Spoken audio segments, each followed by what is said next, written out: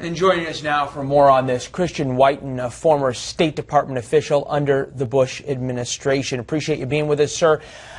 When we talk about this letter and we hear about it, is this more of a style issue or a substance issue? Is this actually going to make a difference when it comes to the negotiations and whether Iran is going to get a nuclear bomb, or is it a distraction? It's not going to make a big difference. You know, I think it's fine for Congress to weigh in about objections. This is a fundamentally flawed agreement coming together. It's very reminiscent of when I was at the State Department, when we had a fundamentally flawed approach to North Korea that led to North Korea getting the bomb. The only problem is the letter is kind of weird. It's unusual for senators to correspond with our enemies. It's also, you know, this is a problem that Senate Republicans have, which is focusing too much on procedural thing and Senate prerogatives that really no one outside of the Beltway cares about. So it's weird. I would have taken a different approach, but it's not going to matter much in the long term.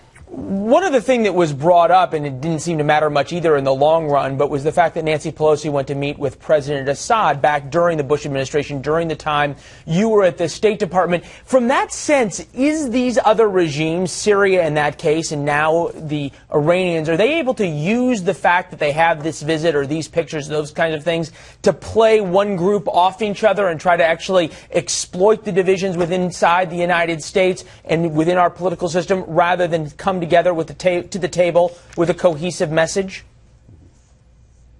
Right, Leila, and that's what's really is the hypocritical element of this firestorm in Washington over the letter. I mean, some people even accusing these 47 senators of treason, which is, you know, very carefully defined in our Constitution. And this is absolutely, you know, ludicrous to make that assertion. But Democrats themselves are pros at this. You just showed Nancy Pelosi yucking it up with Assad. At the same time, Assad was facilitating the killing of American servicemen in Iraq. You had Harry Reid, the Senate Democrat leader, declare the surge was a failure right at the point that it was succeeding. So when it comes to giving aid and comfort to our enemies, there is one party that has a pretty strong tradition of doing that in the post-Vietnam era.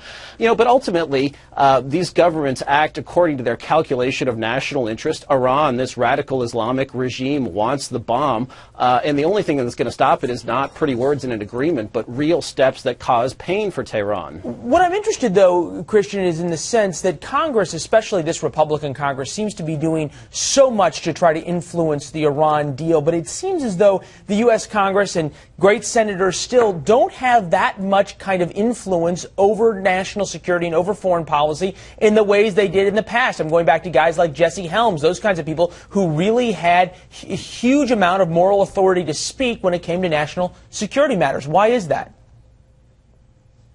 You know, the Senate, both houses actually are diminished since the departure of people like Helms. Helms did two things. I mean, really the only way you can get things done in Washington, the way you influence bureaucrats, regrettably, there are two things. You can threaten to take away their jobs, or you can threaten plausibly to take away their budgets. And Helms did both. The power of the purse, which Congress has, and the power to withhold appointments, to refuse to confirm nominees to the State Department or other national security agencies. And when the Foreign Relations Committee in the Senate doesn't do that, when the Senate gives up its power of the purse by allowing authorization bills and appropriation bills to be filibustered, it's sort of unilateral disarmament. The presidency already has so many built-in advantages, and the founders really did want our military and our foreign affairs to be largely run by the president. But the few tools we have just been missing, and bureaucrats, you can even see it when they testify before Congress, either the House committee or the Senate committee, they're just not afraid of it.